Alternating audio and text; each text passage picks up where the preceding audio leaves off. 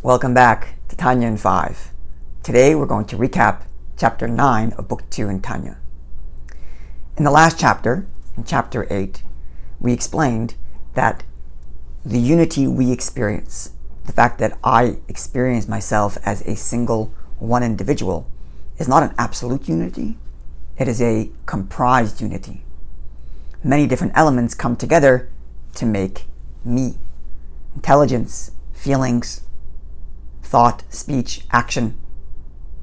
And my relationship with each of these layers, the I, has a different relationship with each of these elements. There are things that are more closely related to me and things that are farther. To get to an act, I must go through various different stages, thinking about it, understanding it, caring for it, talking about it, till I can finally invest myself in an act. And when I invest myself in an act, I am indeed being held, as it were. I am being taken by that action. Now, in the next two chapters, 9 and 10, we're going to develop this notion that God is not a comprised unity, but an absolute unity, or a simple unity.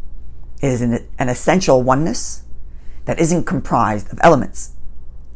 And yet, simultaneously, we say that God is wise, God is kind, God is judging, and so on and so forth, which seem to imply that there are elements coming together. So, first, in chapter 9, the Alter Rebbe establishes a very fundamental and important aspect about the divine to keep in mind, which is that the essence of the divine itself is beyond any definition. We cannot describe anything of the divine essence. If you give a description, say, God is so intelligent that I can't understand him. God is so intelligent that the loftiest angel can't understand him. That is only true if God is an intellectual being. And if he's an intellectual being, then his intelligence far surpasses any other intelligence. But that in and of itself is a description, even if it's a lofty description. Even if we're describing God as the strongest, that's still a definition. He is strong. So even if the definitions we give him far surpass any definitions we have, but it's still a definition. The Alter Rebbe puts it this way: to say that God is too smart to comprehend is like saying that this idea is so deep that I cannot pick it up with my hands. There is no relationship between raising something with my hands and ideas. They're not of the same substance, they're not in the same realm. That times infinity is the relationship between intelligence and God. We cannot say God is too smart to comprehend. That's a description that he is an intelligent being.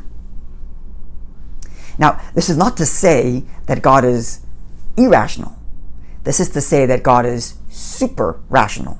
That is to say, beyond logic, beyond that which can be comprehended. Now, if that's the case, then why do we say that God is kind? Why do we say that God is wise, and so on? And we even mentioned in the last chapter, or previous chapters, that God knows everything by knowing himself. Is that not also a description? And yes, that is true. These descriptions are given to God. But those descriptions do not define God himself. They are only attributed to him because these definitions emerge from him. Intelligence emerges from God. Kindness, judgment, knowledge emerge from God. They don't define him. Intelligence does not emerge from me. I'm defined by my intelligence. I'm defined by my feelings. I'm defined by all the things I experience. God is not defined by the things he does or by the things that emerge from him. They just emerge from him. Now, in the next chapter, we're going to talk a little bit about the relationship between God and these attributes that emerge from him. But for now, it's important to remember the following. We believe with absolute faith, even though it is incomprehensible to our human sensibilities, that God and all of his attributes are absolutely and essentially inherently one, without any elements coming together to comprise him, God forbid. He is an essential oneness even with his attributes. It's very difficult to comprehend this, but we still have to imagine it. And we'll get more imagery to try to imagine this in the next chapter. But for now, we must believe with absolute faith that God and all of his attributes are absolutely one, indivisible, in this pure, simple oneness. The takeaway from all of this is, when we say God cares about us, there are those that understand this to mean that God is feigning care. He can't care. He's beyond any definition. How can you say he cares? When the verses describe God as caring about us, it's God feigning to care. But it's not really care, because that would be a definition. Says the Alter Rebbe, that's a mistake.